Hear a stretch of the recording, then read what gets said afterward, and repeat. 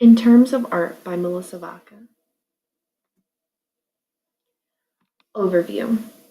With this presentation, we will discuss terms and concepts used to discuss art. I will teach the appropriate terminology by discussing 3 paintings by Frida Kahlo.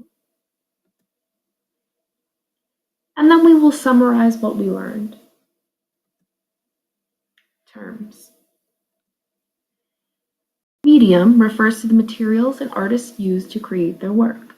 Some of the mediums involved with painting are different types of paint and the surface being painted on. Composition. This refers to the placement of visual elements within a work of art and how those elements relate to one another. Some of the elements that come into play regarding composition are colors, lights, and shapes. Subject matter. What a work of art is visually portraying and what its underlying meaning is. Terms continue.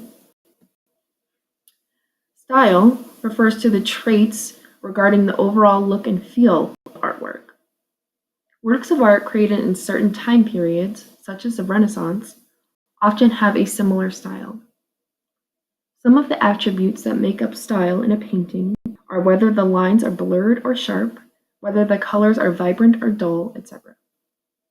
An artwork's style can indicate the values or ideas the artist wishes to express. Expressive content. The mood or undertone that the artist is attempting to convey, such as sadness or joy, and how the artwork's visual elements contribute to that feeling.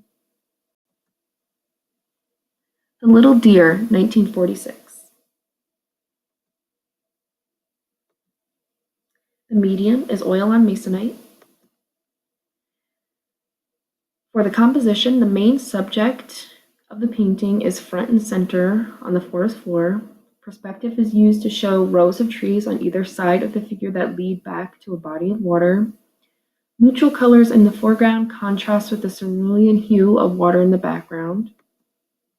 In regard to subject matter, the painting depicts Frida Kahlo's head with antlers on the body of a deer that is pierced by several arrows. The figure is standing in a forest with rows of trees on either side of it that lead to a body of water in the background. In regards to style, Kahlo's head on the body of a deer indicates a surrealism style. The brushstrokes are smooth but not completely seamless. Kahlo does not attempt to hide the fact that this is a painting.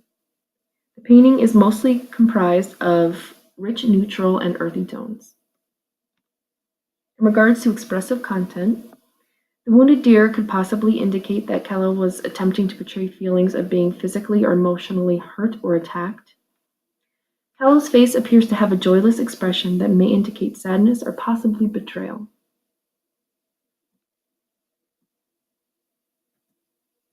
Self-Portrait 2, 1940. Medium is oil on masonite. In regards to composition, the main subject is front and center. Behind the main subject, there are leaves. Behind the leaves are the sky. These layers add depth to the painting. The painting uses mostly earthy and neutral tones with a few hints of vibrant colors. The subject matter is Kahlo herself, and she's wearing an olive-colored dress or shawl. She has flowers in her hair and a hand-shaped earring. There is a necklace of thorns around her neck with droplets of blood. Behind her are some leaves and an overcast sky. In regards to style, the style of this artwork is realism with some surreal elements. Kahlo herself is depicted with flaws and imperfections. The painting has an almost dreamlike feel, and the composition of the background is not entirely realistic.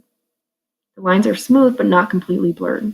The brushstrokes are not too apparent but not completely concealed.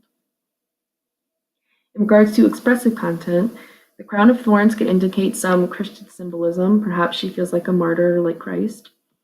The overcast sky could possibly indicate depression or sadness. The vibrant flowers in her hair may represent resilience in times of despair.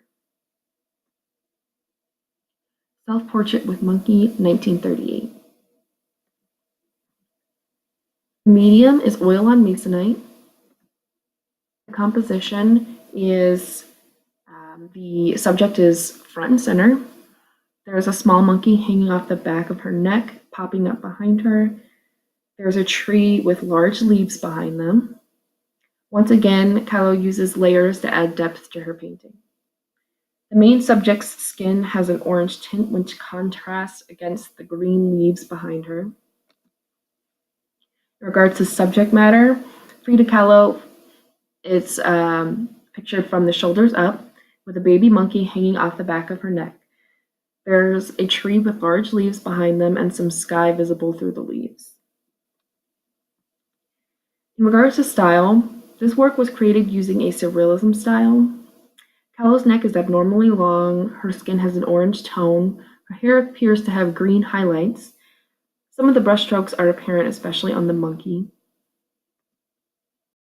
In regards to expressive content, the artist could be using symbolism to indicate she has a monkey on her back, aka some sort of burden. Perhaps her long neck could mean despite what is burdening her, she keeps her head held high. Conclusion. Merely looking at artwork is simple, but to fully understand it requires some analytical skills. This presentation taught you some important terms regarding art and gave you some examples of how to apply them. With this knowledge, you are better equipped to look at works of art on your own and understand what the artist did and what they were trying to communicate.